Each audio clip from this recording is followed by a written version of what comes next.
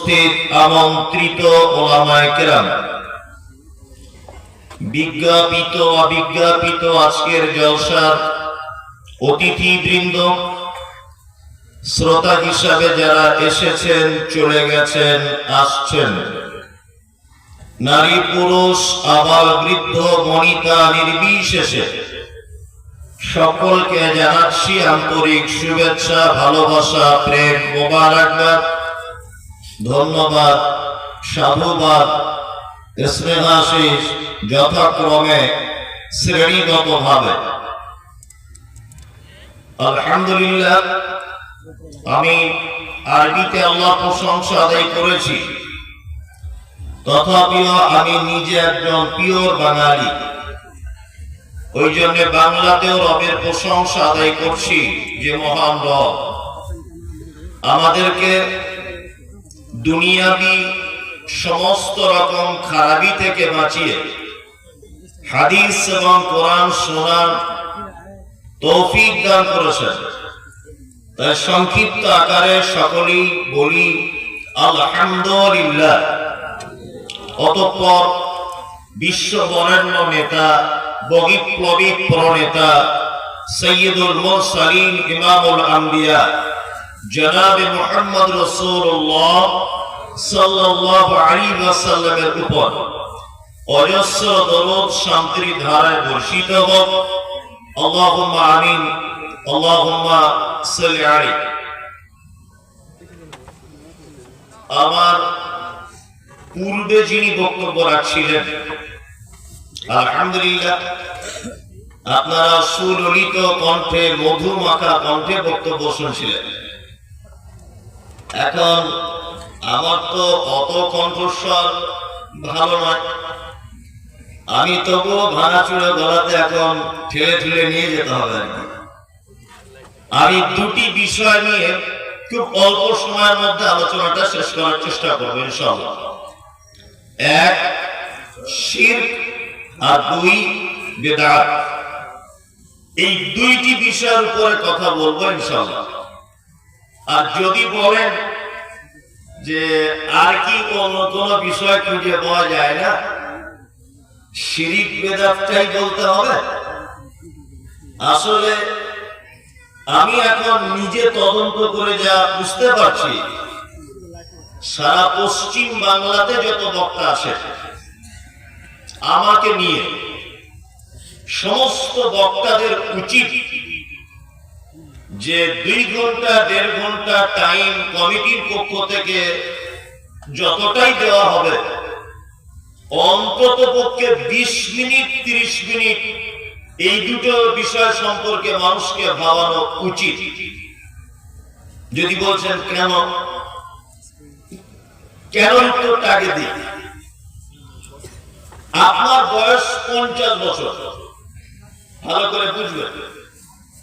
50 বছর আপনি 3 বার হজ করেছেন, 3 বার উমরা করেছেন, আপনি 5 ওয়াক্ত নামাজ পড়েন, আর রোজা প্রত্যেক মাসে বছরে করেন।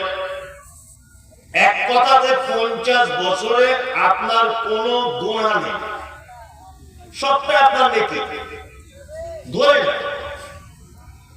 ঠিক 50 বছর একদিন, যেদিন আপনার বয়স 50 বছর একদিন, সেই দিন আপনি একটা শিরিক করে দিয়েছেন। সেই দিন যদি আপনি একটা শিরিক যদি করেন, তাহলে 50 বছরে যত ইবাদত আপনার আমলনামাতে জমা ছিল, এই একদিনে একটা শিরিক করার কারণে সব ইবাদত বাতিল, একটা নেকিও থাকবে না। তাহলে এটা জানার দরকার আছে না নেই? আছে। তাহলে বলুন, বেদাত জানবো কেন? বেদাত ঠিক এইরকম। কেমন? 50 বছর আপনার বয়স, সব আপনার ভালো কাজ। 50 বছর একদিনে আপনি একটা বেদাত করেছেন, ধরে নেন আরো 20 বছর আপনি বেঁচে থাকবেন। 20 বছর, এই 50 বছর একদিন বয়সে যদি একটা বেদাত আপনি করেন, তাহলে আর যে 20 বছর আপনি ইবাদত করবেন বেঁচে থাকা অবস্থায়, এই 20 বছরের একটা ভালো কাজ আল্লাহর দরবারে কবুল হবে না।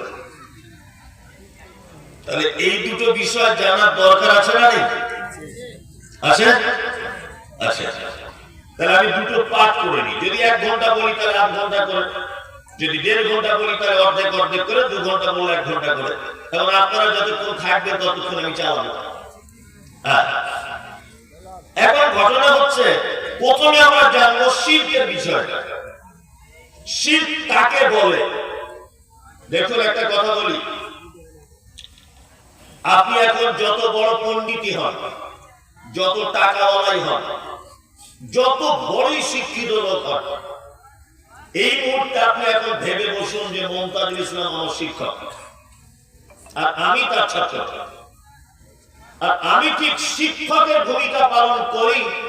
ছাত্রকে যেমন করে বোঝায় ঠিক তেমন করে একটা করে বোঝানোর চেষ্টা করছি। আমাদের আবার একটু বক্তব্যের ভিতরে মিক্সচার না থাকলে ভালো হয় না। বেদের মেয়ে জ্যোৎস্নার গান হতে হবে, একটু নেচে দিতে পারলে আরো ভালো হতো, তাই না? আমি ওইসব দিকে না গিয়ে একদম প্লেন হাদিস কোরআন দিয়ে আপনাদেরকে বোঝানোর চেষ্টা করব ইনশাআল্লাহ। প্রথমে বোঝায় শিরক কাকে বলে।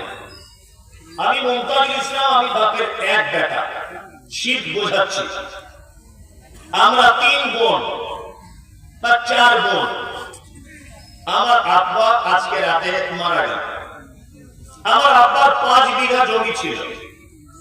আমার আব্বা যদি আজকে রাতে মারা যায়, আচ্ছা কালকের 5 বিঘা জমিটা আমার একা হবে না আমার বোনেদেরও অংশ থাকবে? কোনটা? শুধু বোনেদের জমিতে অংশ থাকবে না। আমার আব্বা যদি একটা নিজের টাকা দিয়ে হারিকেন যদি কিনে যায়, ওই হারিকেনের বাতি যেটাতে আলোটা জ্বলে, যে সুতোটা, ওই সুতোটাতেও আমার বোন ভাগ পাবে। আপনার আব্বা যদি নিজের টাকা দিয়ে 2 তলা বাড়ি করে যায়, প্রত্যেক বাড়ির ইটে আপনার বোনের অংশ আছে। আপনার আব্বা নিজের টাকা দিয়ে যদি বাড়িতে একটা কল যদি পুঁতে যায়, প্রত্যেক কলের বাড়িটা আপনার বোনেরা ভাগ পাবে। এখন এই ভাগটা দেওয়া বড় মুশকিল। ইট এখন তার ভাঙতে হবে। এখন ভাগেন না ভাগেন, যে কোনো ভাবে ওদেরকে ভাগ দিতে হবে। আলোচনা করে হোক, ভেঙে দিয়ে হোক, বিনিময়ে টাকা দিয়ে হোক, কোন একটা জিনিস নিয়ে আপোষ করে নিতে হবে। কি বললাম বুঝলেন? ভাগ দিতে হবে। নিয়ে আমার এইখানে 5 কাঠা জমি আছে, জমিটা আমি একা বিক্রি করতে যাচ্ছি বোনেদের ফাঁকি দিয়ে। আচ্ছা জমিটা যে কিনবে, সে যখন জমির দলিলটা দেখবে বা জমির পর্চা রেকর্ড যখন দেখবে, সে দেখার পরে এটা বলবে কি বলবে না যে তোমার 4টে বোনের শরীক আছে এতে? বলবে কি বলবে না? বলবে। তার মানে আমরা বলি এই পুকুরটা গোলাম হোসেন, আব্দুল্লাহ, আব্দুর রহমান আমাদের সবার শরীকের পুকুর। এই শরীক শব্দটা আমরা ব্যবহার করি কি করি না? করি। এই শরীক শব্দটা এলে কোথা থেকে? এই শব্দটা এসেছে কোরআন মাজিদ থেকে। এর মূল শব্দটা হচ্ছে শিরক। এই শিরক শব্দ থেকে এসেছে শরীকদার। পুকুরের শরীকদার, জমির শরীকদার, বাগানের শরীকদার। শরীকদার মানে পার্টনারশিপ। পার্টনারশিপ। আমার জমিতে আমার বোনের পার্টনার আছে, আমার পুকুরে আমার ভাইয়ের পার্টনার আছে, তাই না? শিরক শব্দের অর্থ হচ্ছে পার্টনারশিপ বা শরীকদার।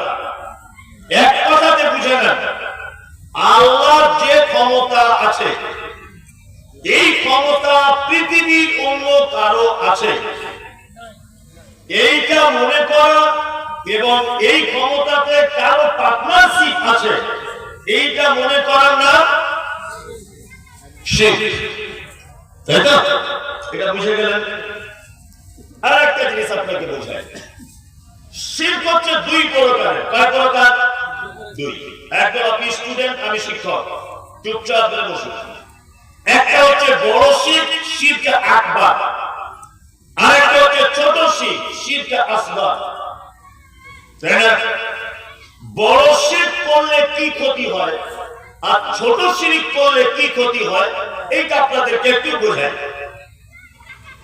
আচ্ছা আপনারা বলুন, জান্নাতে যেতে গেলে কি কি লাগে? কার জানা আছে? কেউ বলতে পারবেন যে জান্নাতে যেতে গেলে কটা জিনিস লাগে? বলতে পারবেন? আর বলতে পারলে আমি বাসবই কেন? জান্নাতে যেতে গেলে তিনটে জিনিস লাগে। কটা? তিনটা। এক, ঈমান থাকতে হবে। দুই, মুসলিম হতে হবে। তিন, ভালো আমল কিছু থাকতে হবে। কেউ যদি মনে করেন যে আমার ঈমান আছে, আমি মুসলিম, কিন্তু আমার ভালো কাজ কিছু নেই, শুনুন একটা কথা বলি, আল্লাহ সুবহানাহু ওয়া তাআলা আপনাকে যদি জান্নাতে দেন, তাহলে কিছু ভালো কাজের মাধ্যমেই আপনাকে জান্নাতে দিবেন। তার একটা প্রমাণ আপনাকে বলি। একজন দেহ ব্যবসায়িক নারী, যে তার রূপ যৌবনকে পয়সার বিনিময়ে বিক্রি করত, এই মহিলাটা রাস্তা দিয়ে হেঁটে হেঁটে যাচ্ছে। যেতে যেতে দেখলো একটি তৃষ্ণার্ত কুকুর পিপাসায় কাতর হয়ে আছে।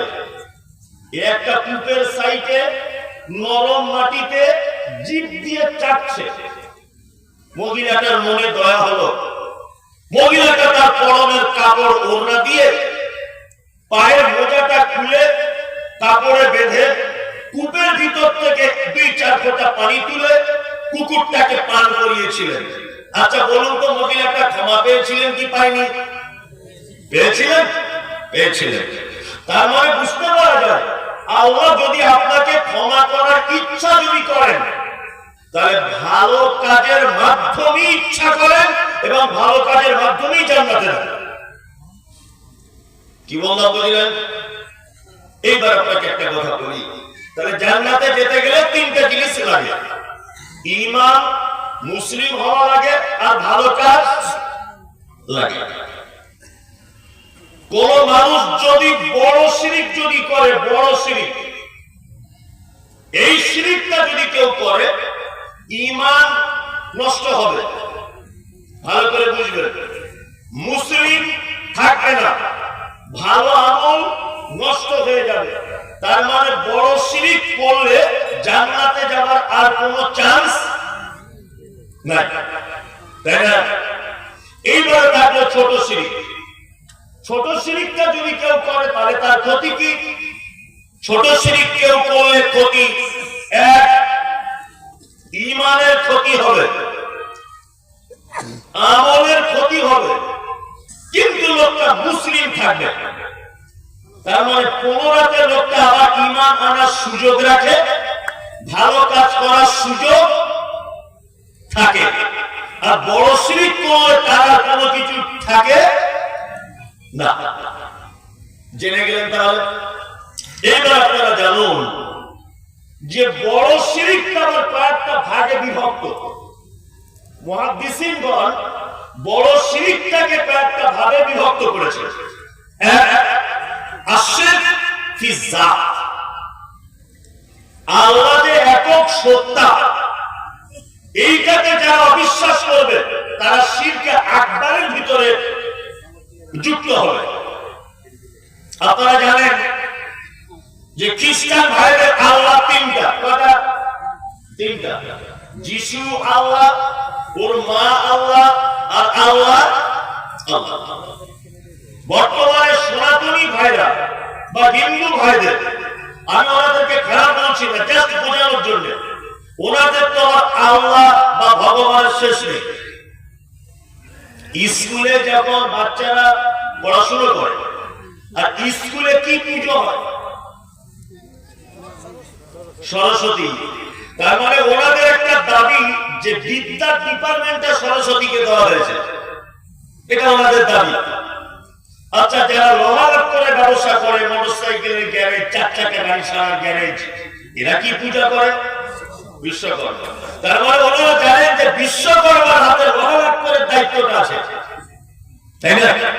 গরু দেবতা, ব্যাং দেবতা, সাপ দেবতা, তুলসী গাছ দেবতা, বেল গাছ পৃথিবীতে একটি ধর্মের মানুষ একক সত্তার উপরে বিশ্বাস করে, তারা কারা? কারা? মুসলিম।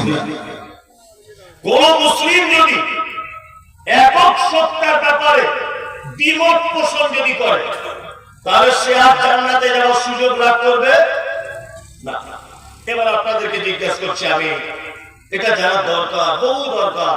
আচ্ছা বলুন, আপনাকে এবার আল্লাহ সম্পর্কে যদি জিজ্ঞাসা করি, বলুন তো আল্লাহ কয়জন? কার কার বলছে হাত তুলুন, হাত তুলুন। আল্লাহ এক, তাই তো? তুলুন, একটা তুলুন। এক। সবাই বলছে আল্লাহ এক, কিন্তু আমি তো হাত তুলবো, আমি আপনাদের দলে নয়। যদি বলছেন তাহলে আপনি কোন দলে? আমি যে দলে, ওটা বলার জন্যই এসেছি। আচ্ছা, আপনারা এখানে মাদ্রাসার ছেলে কেউ বসে আছে? এখানে মাদ্রাসার ছেলে বাবু তোমরা কেউ আছো? তুমি হিপস খানাতে পড়ো না এমনি দার্সে পড়ো? হিপস, তাহলে ও পারবে না। দার্সের ছেলে এখানে আলেম ওলামা আছে, অনেক আছে। আপনারা সচেতনশীল মানুষ জানেন, আল্লাহ সুবহানাহু ওয়া তাআলা পবিত্র আল কোরআনে নিজের পরিচয় দিতে গিয়ে বলছেন, কুল হুয়াল্লাহু আহাদ। নবী আপনি বলুন আল্লাহ এক। তাই তো? আচ্ছা, আপনারা যারা বসে আছেন, আরবিতে এক, একের আরবি কি বলুন? কারা বলছো আহেদ? আপনারা আহেদ। ঠিক যেমন বাংলাতে আছে 1 2 3 4 হাবি জাবি 100, ইংরেজিতে আছে 1 2 3 4 5 6 হাবি জাবি 100।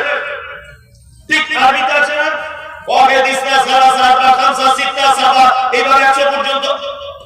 তাহলে আরবিতে এক কে কি বলে? ওয়াহিদ, মানে এক। আল্লাহ সুবহানাহু ওয়া তাআলা কোরআন মাজিদে বলেছেন কুল হুয়াল্লাহু আহাদ। তা আল্লাহ কি ওয়াহিদ বলছে না? কি বলছে? আহাদ। তা আহাদ আর ওয়াহিদ শুনতে একরকম লাগছে না আলাদা লাগছে? আলাদা। নিশ্চয়ই তাহলে এতে মহা কিছু ভরা আছে। আছে না নেই? আছে। এই যে আপনাকে একটা জিনিস দেখায়, তাহলে আপনি আরো বেশি ভালো বুঝতে পারবেন। আমার হাতে আমি এখন এখানে 1 লিখলাম, আমার দিকে বলুন, এখানে 1 লিখলাম, 1-এর পাশে একটা শূন্য দিলাম, কত হলো? 10। আচ্ছা, 10 যখন বলছি তখন 1-এর কোনো অস্তিত্ব থাকছে? থাকছে না? থাকছে না। আচ্ছা, 1-এর আগে আমি 4 লিখলাম, হলো কত? 41। তাহলে 41 যখন বলছি তখন 1-এর অস্তিত্ব থাকছে না। তার মানে এই 1 কখনো ডান দিকে কাউকে নেয়, কখনো বাম দিকে কাউকে নেয়। ও কখনো কখনো ডান দিকে কাউকে নেয়, আবার কখনো বাম দিকে কাউকে নেয়। 41 কখনো একা 41 হতে পারবে না, পারবে? তার আগে 4 লাগবে। 1 কোনদিন 11 হতে পারবে না, আর একটা 1 ডান দিকে লাগবে, তাই না? এই একটা নাম আরবিতে ওয়াহিদ। একটা নাম কি? ওয়াহিদ। ওয়াহিদ হচ্ছে সেই এক, যে এককে আমরা বইয়ের পাতায়, খাতার পাতায় লিখি বা পড়ি, এটা হচ্ছে এক। এই একটা নাম আরবিতে কি? ওয়াহিদ। আল্লাহ শব্দ ব্যবহার করছেন কি? কুল হুয়াল্লাহু আহাদ। নবী আপনি বলুন আল্লাহ একক। আল্লাহ কি? একক। আপনাদেরকে একটা ভালো কথা বলে দিয়ে যাচ্ছি, কেউ যখন জিজ্ঞাসা করবে আল্লাহ কজন, উত্তর এটা হবে আল্লাহ একক। কি বলবেন? একক। এক যদি আপনি বলেন তাহলে ওর আরবিটা হচ্ছে ওয়াহিদ। ওই এক কখনো একা একা টিকে থাকতে পারে না, কখনো তার ডান দিকে কাউকে নিতে হয়, কখনো বাম দিকে কাউকে নিতে হয়। আল্লাহ সুবহানাহু ওয়া তাআলা পবিত্র আল কোরআনে শব্দ ব্যবহার করেছেন, এই শব্দটা কি? আহাদ। আহাদ মানে একক। একক মানে যার ডান দিকে, যার বাম দিকে, যার পিছনে, যার সামনে কেউ কোনো দিন আসতে পারবে না, একাই 100। তিনি কে? কে? আল্লাহ। একাই 100, কাউকে তিনি পরোয়া করেন না। আমরা শিরক ফিজ্জা, এটা আমরা বুঝতে পারলাম। এবার তাদেরকে আরেকটা কথা বোঝায়, আর শিরক ফিসিফাত। আল্লাহ সুবহানাহু ওয়া তাআলার যে গুণ আছে, গুণ, ভালো করে বুঝবেন, এই গুণে যদি কেউ অবিশ্বাস করে, এই গুণে যদি কেউ অবিশ্বাস যদি করে, তাহলে সে কি করবে? শিরকে আকবার, বড় শিরক করবে। আচ্ছা বলো, রুজির মালিক কে? আল্লাহ। রুজির মালিক আল্লাহ। শুধু আল্লাহ রুজির মালিক না, সুবহানাল্লাহ। এ তো অবাক করা ব্যাপার। এই কথা কে বলবে? শুধু আমরা সারা জীবন বলেছি আল্লাহ রুজির মালিক, রুজির মালিক। এটা তো 100 বার আল্লাহ রুজির মালিক। কেমন রুজির মালিক? সুবহানাল্লাহ। আপনার তিনি আমার পরিচিত মানুষ, অনেকদিন থেকে চেনা পরিচয়। তো উনি একদিন হঠাৎ করে ফোন করে আমাকে বলছেন, মমতাজ স্যার, আপনার বাড়িতে আমরা আমাদের গ্রাম থেকে 30 জন লোক যাচ্ছি জলসা ডেট করতে। তা আমি ফোন করলাম ওনাকে, যাচ্ছে 30 জন, তো আপনার আসছে, তা কি রান্না বান্না করলে সুবিধা হয়? তা আমার স্ত্রী বলছে ফোন করতে হবে না, বিরিয়ানি করে দিই। ও কলকাতার মেয়ে, ভালো বিরিয়ানি করতে পারে, তা বিরিয়ানি করে দাও। তো ওনাকে আমি জিজ্ঞাসা করছি ফোন করে যে হুজুর বিরিয়ানি করে দিচ্ছি। উনি তখন আমাকে বলছে, দেখুন 30 জনের ভিতরে 25 জন বিরিয়ানি খায় না, 5 জন খায়। আমার স্ত্রীকে বললাম, দেখে তো গোলমাল হয়ে গেল, বিরিয়ানি তো 25 জন খায় না, 5 জন খায়।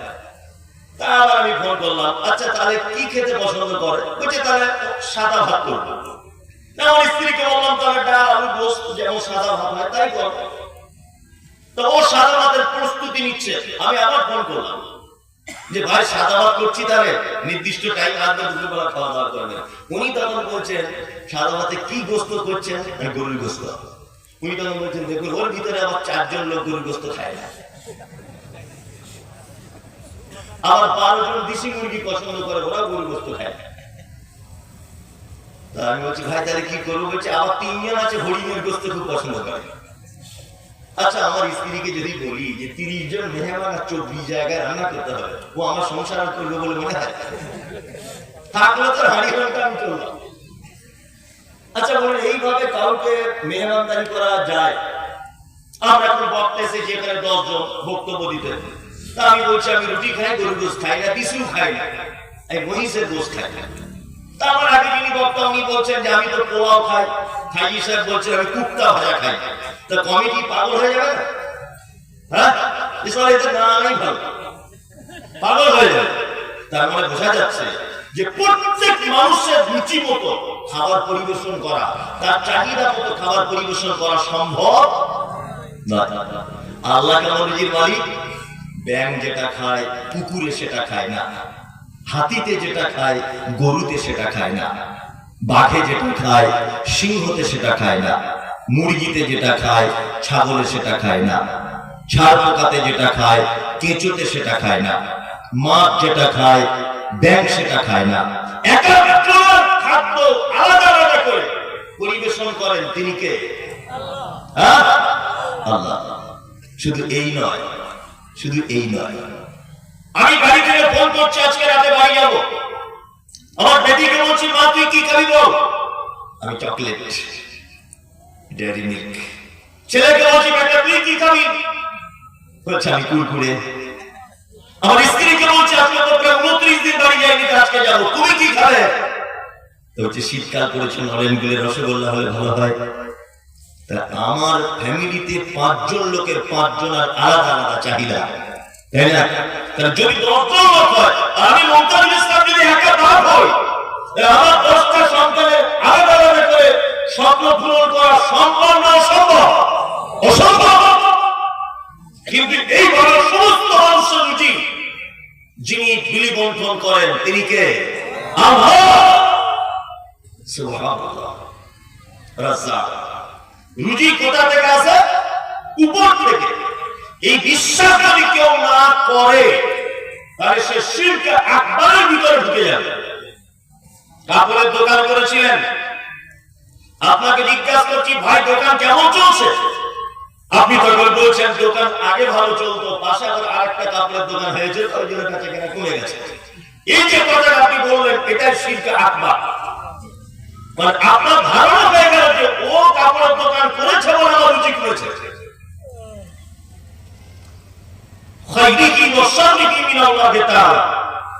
তার রুচি, তার সমস্যা, সে ভালো অবস্থায় খারাপ অবস্থায় প্রশংসা হবে কার? আল্লাহ। আলহামদুলিল্লাহ, যে অবস্থায় চলছি আলহামদুলিল্লাহ, আল্লাহ প্রশংসা করে শেষ করা যাবে না। ভালুকা রোডের প্ল্যাটফর্মে যারা শুয়ে আছে তাদের থেকে তো আমি ভালো আছি। হোটেলের সামনে যারা ভিক চাইছে এখন তো খাবারের জন্য, তার থেকে তো আমি ভালো আছি। কি বলতে হবে? আলহামদুলিল্লাহ। আল্লাহ সুবহানাহু ওয়া তাআলার যে গুণ, এই গুণের প্রতি যারা বিশ্বাস করবে না তারা শিরকে আকবারের ভিতরে চলে যাবে। আল্লাহ সুবহানাহু ওয়া তাআলা আরেকটি নাম আছে, ইয়া খালিক, তিনি সৃষ্টিকর্তা। তিনি কে? সৃষ্টিকর্তা। কেমন সৃষ্টিকর্তা? অবাক করা ব্যাপার, একদম অবাক। সুবহানাল্লাহ। এই আমার হাতে যে মোবাইলটা আছে এটা ভিভো, কোন দামের ফোন? আমি মোবাইল বুঝি না বলে কোন দামের ফোনই ব্যবহার করি, 15-16 হাজার টাকা দাম। তাই ভিভো মোবাইল, এই যে কোম্পানিটা মোবাইল ব্যবহার করেছে বা দিয়েছে, এ নিশ্চয়ই রিয়েলমি কোম্পানি নকল করেছে বা স্যামসাং কোম্পানি নকল করেছে, কারণ না কারণ নকল করে তবে তৈরি করেছে। আমি যে ঘড়িটা হাতে পড়ে আছি এ নিশ্চয়ই অন্য কোনো কোম্পানিকে নকল করে বা দেখে তবে তৈরি করেছে। আল্লাহ কেমন সৃষ্টি করেন? তিনি বলছেন বাদিউস সামাওয়াতি ওয়াল আরদ, আমি আসমান এবং জমিন পৃথিবী যা কিছু তৈরি করেছি বিনা নমুনাতে, কাউকে না দেখে কোনো পরামর্শ ছাড়াই বানিয়েছেন। কে? আল্লাহ। আচ্ছা, এর আগেও একবার কেউ আকাশ তৈরি করেছিল যে যাকে দেখে আল্লাহ তৈরি করেছে? আপনার মতো মানুষের আগেও কেউ বানিয়েছিল যে যাকে দেখে আল্লাহ আপনাকে বানিয়েছে? না, কোন নমুনা ছাড়াই। সৃষ্টি কেমন দেখুন, অবাক করা তথ্য আপনাকে দিচ্ছি। আপনি কাশ্মীরে বেড়াতে গেলেন, কাশ্মীরে বেড়াতে গিয়েছেন, চারিদিকে বড়, চারিদিকে বড়।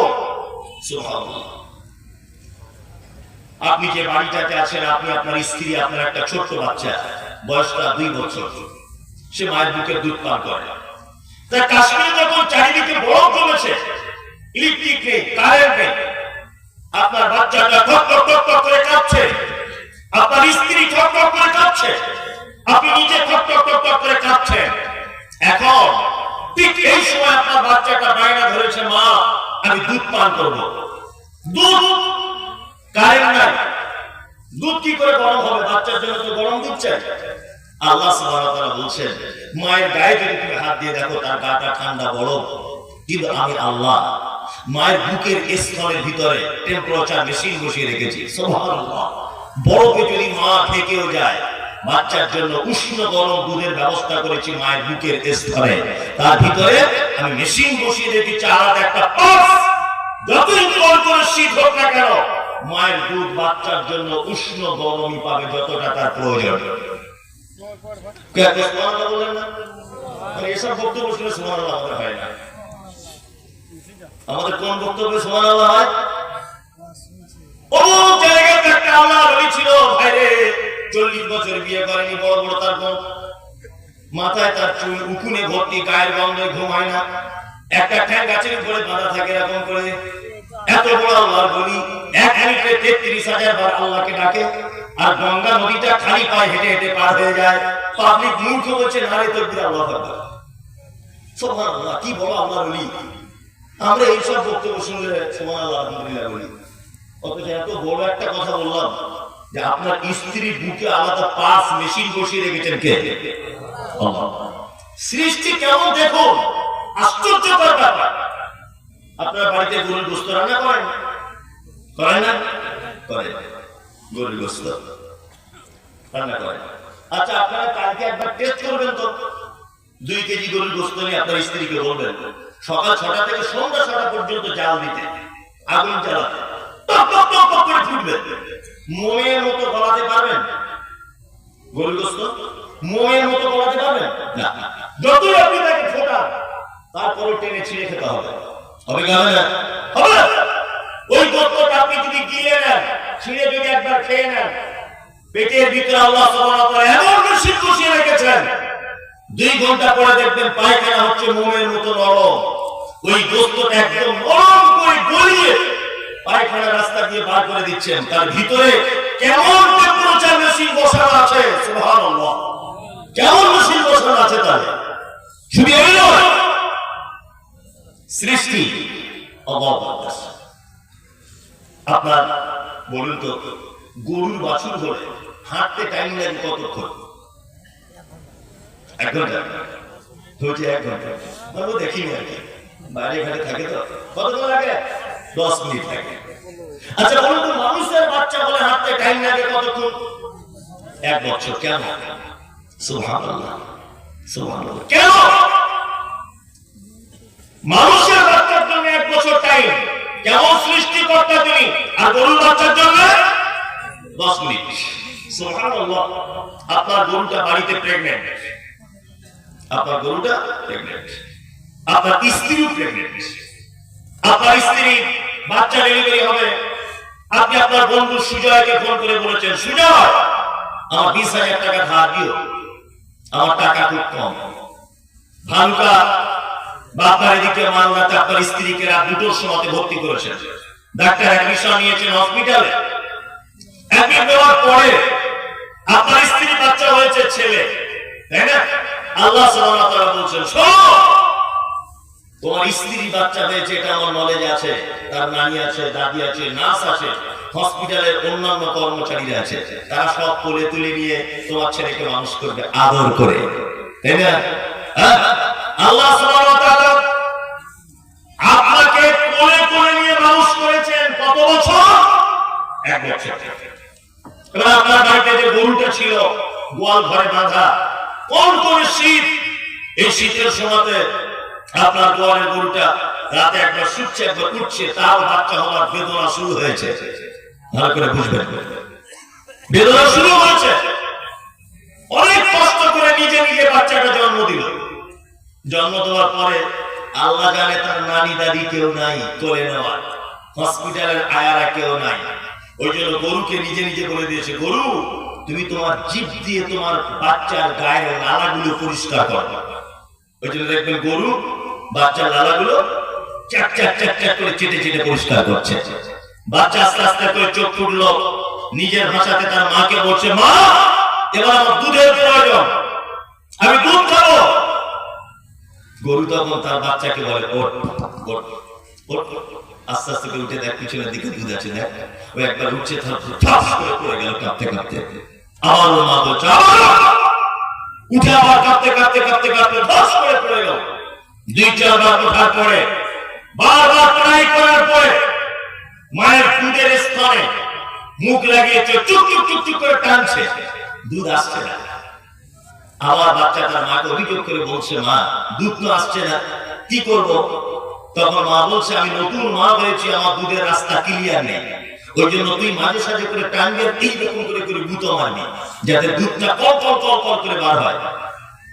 গরুর বাচ্চা, ছাগলের বাচ্চা দেখেছেন এরকম করতে? এরকম দুধ টানে, এরকম করে গুঁতো মারে না। কে বলে দিল ওকে? কে শেখালো যে তুমি দুধ টানতে টানতে এরকম করে গুঁতো মারবে, তারপর দুধটা ভালো করে বার হবে? কে বলল? আল্লাহ। তিনি এমন খালিক, সৃষ্টি করার পরে তিনি এমনিতে ছেড়ে দেন না, সৃষ্টি করার পরে তার গন্তব্যস্থল পর্যন্ত তিনি পৌঁছে দিতে পারেন। তিনি কে? আল্লাহ। তিনি খালিক। সুবহানাল্লাহ। আশিরক, আশিরক ফিল ইবাদা, ইবাদতের ব্যাপারে যদি কেউ শিরক যদি করে, এটা হবে শিরকে আকবার, বড় শিরক। আপনার 63, 64, 65 বছর বয়সে জীবনে একবারও যদি আপনি সেজদা দেন, সেই সেজদাটা শুধুমাত্র কার জন্য হবে? আল্লাহর জন্য হবে। আমরা অনেক মুসল্লিরা নামাজ পড়তে পড়তে শিরক করি। কেমন করে বলুন তো? ও যখন একা একা নামাজ পড়ে তখন 2 মিনিট সুন্নত নামাজ পড়তে টাইম লাগে 4 মিনিট, 2 মিনিট, তাই না? আর জুম্মার দিনে যখন সুন্নত পড়ে, ইমাম সাহেব থাকে, মুমতাজুল ইসলাম ধরে নেয় আপনাদের গ্রামে এসেছে, আরো অন্যান্য আলেম ওলামারা এসেছে, ও সেই দিন 2 রাকাত সুন্নত নামাজ পড়ছে 10 মিনিট ধরে। আর একা একা যখন পড়ে তখন টাইম লাগে কতক্ষণ? 2 মিনিট। আর সবার সামনে যখন পড়ে 10 মিনিট। শিরক আকবার, বড় শিরক। যদি বলছেন কেমন করে, ও 2 জনকে খুশি করার চেষ্টা করছে। এক, মসজিদের ইমাম সাহেব অন্য মুসল্লিদের খুশি করার চেষ্টা করছে, আর একটা চেষ্টা করছে কার? আল্লাহকে খুশি করবে। ইবাদতের ভিতরে শুধুমাত্র খুশি করতে হবে কাকে? হ্যাঁ, আল্লাহকে। 5 নম্বর আশিরক ফিল আকীদা, বিশ্বাসগত শিরক। বিশ্বাসগত শিরক বুঝেন? বাচ্চা ছেলে দাঁত ভেঙে গেছে, মা বলছে ইঁদুরের গর্ততে দে, তার চিকন চিকন দাঁত হবে। বলে বলে পাড়াগ্রামের ভাষাতে বলছে বৃহস্পতিবার দিন বাঁশ কাটতে নেই। বলে না রাতের বেলাতে বাঁশ কাটতে নেই। আতুর ঘর থেকে মহিলারা এমনি বার হতে পারবে না, বলছে কিছু লোহা তোমার হাতে নিয়ে তবে বার হও। বলে কি বলে না? বলে। জুতো পায়ে দিয়ে বলছে আপনার ওই ধানের উপর দিয়ে যেতে নেই। ভাতের হাঁড়িতে যদি পা লেগে যায় বলছে বিপদ হতে পারে। মায়েরা বলে বাড়িতে সকালে কাক ডাকলে বিপদ হয়। হাত থেকে যদি হাঁড়ি কিছু পড়ে যায় কুটুম আসতে পারে। এই যে বিশ্বাস, অনেক সময় আমাদের ভ্রান্ত কিছু বিশ্বাস আছে না? আছে না? আছে। বৌমা দুপুর 12টার সময় তার ছেলেকে নিয়ে দাঁড়িয়ে আছে রোদ্দুরে, শীতের দিনে রোদ্দুরে দাঁড়িয়ে আছে বৌমা। শাশুড়ি কোথায় ছিল হঠাৎ করে এসে বলছে বৌমা মেন গেটের সামনে তুমি আমার পোতাকে নিয়ে দাঁড়িয়ে আছো, কারণ নজর লেগে যাবে, ক্ষতি হবে ওর। বৌমা তখন কাঁদতে কাঁদতে বলছে মা তাহলে কি করবো?